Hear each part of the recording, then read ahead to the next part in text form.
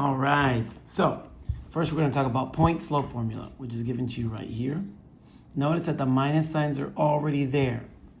Okay, so when you put a number in, if I put a number in here, like if I put a 3 in here, it's going to say y minus 3. Okay, even though I put a regular old 3, it's going to appear as if I put in a minus 3. So remember, whatever you put in there, the opposite is what the sign is going to look like in here. So that gets me straight to this. So if I were to ask you what the point and the slope is that makes this, you would take out the x, which makes -2. You would take out the y, which is actually a +5. So it's the opposite sign. Now the slope stays that exact sign, so you don't change anything about the slope. So the slope is 2/3. And you're done. You pulled out the point and the slope. That's why it's called the point slope formula. So how would I graph this? So it would be -2, 5. So 1, 2, 3, 4, 5, right there. So that's the point. And then I would do the slope. Slopes help you find the next point. So 2/3. So I'd go up 2/3.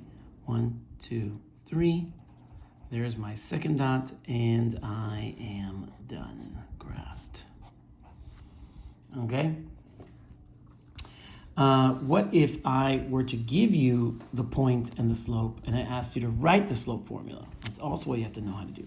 So you have to know that this is the x and this is the y, and you have to put them in the correct spots. So we'll put everything in the correct spot. So it's going to be y plus 4 equals 4x minus 3. So not only when you take them out do they change the sign, when you put them back in, they also change signs. Okay, and this is that. So now we're doing parallel and perpendicular. So let's see parallel. So if I were to say I want an equation that is parallel to this one, but goes through this point right here, that would mean that you have to use this slope. Okay, so this is the slope I want because parallel lines have the exact same slope. So all I'm pulling from here is this slope. I'm not using anything else from here. All I'm using is the slope. So now that I know what the slope is, I have to figure out what the y-intercept is, which is b in this formula. Y equals mx plus b. I'm still looking for b. Okay, you need the slope and the intercept to write the slope-intercept form. So how do we do that? Well, I'm going to use this point that they told me it has to go through to solve this. You'll see me do it right now. So I'm going to use this x and this y to fill in this formula. So 2 is going to go here. The slope is going to go here. And then the x is 10. It's going to go here. And now we're just missing the b. So 10 times 2, 20, divided by 5, that is 4. Okay, I have to solve for this, so I'm going to take out the 4 minus 4, leaving me with -2 equals b. All right, so I know the b and I know the m. So now I can write the formula. Y equals 2/5 x minus 2. Now let's do perpendicular. So perpendicular means that the slopes are going to be the complete opposite. So not only are they going to be opposite signs, they're also going to be the reciprocal, meaning you're going to flip the fraction. So they want it perpendicular to this, so I need the opposite of this. So it's going to be negative, and if I flip that, it's going to make 4/1, which is really just 4. So now that's the slope I wanted to get out of it. I don't need anything else from this equation. That's all I wanted for this word perpendicular. Now I have to with this slope, I have to find a line that goes through this point. So I'm going to do the same thing I did last time. Here's the formula. I'm going to replace y with y, m with the slope. That's multiplying with x, which is 2, and plus b. So this is going to be 9 equals -4 times 2 is -8 plus b. And now I'm going to add 8 to both sides, leaving me with 17 equals b. So now that I know what b is and I know what the slope is, I can write the equation. Y equals negative 4x plus 17. All right, last section here. Let's talk. These are ordered pairs, also called coordinates, also called relations.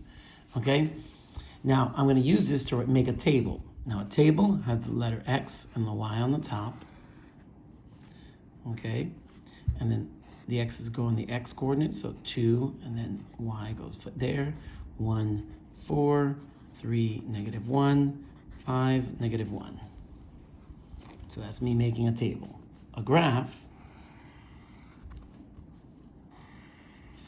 is you're just graphing all the points.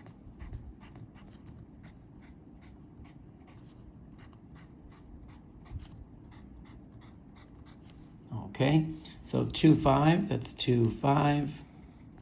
1, 4, 1, 4. 3, negative 1, 3, negative 1. And 5, negative 1 right there. So I've graphed all the points. Now mapping is new. You need to have a domain, which means all possible x's, and a range, which means all possible y's. So all the possible x's are 2, 1, 3, and 5. Okay, those are all the possible options. For y, there's 5, 4, and negative 1. You don't write duplicates. I just want to know all the possible y's. These are all 3 of them. Okay, there's not a 4th one here. It's just negative 1 again. So then you connect the lines. So there's a 2, 5. There's a 1, 4. There's a 3, negative 1. And there is a 5, negative 1. Okay, and that's mapping.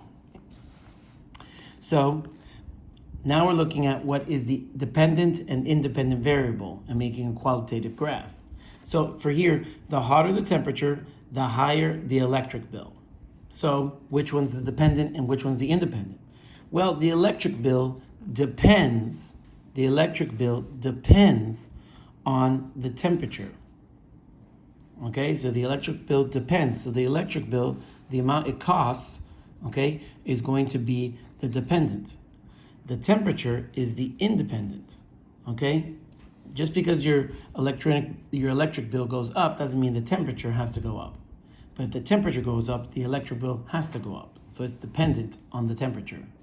So if I were to graph this, okay, the independent variable is the x, and the dependent variable is the y. So the cost. We'll go here. So then the higher the temperature, the higher the cost. So if they're both going up, we'll go like that. Okay? And that's me graphing a qualitative graph from the information using the dependent and the independent variable. Okay? So the dependent is the cost, which is going to be the y-axis, and the independent variable is the temperature, which is going to be the x-axis. That is it.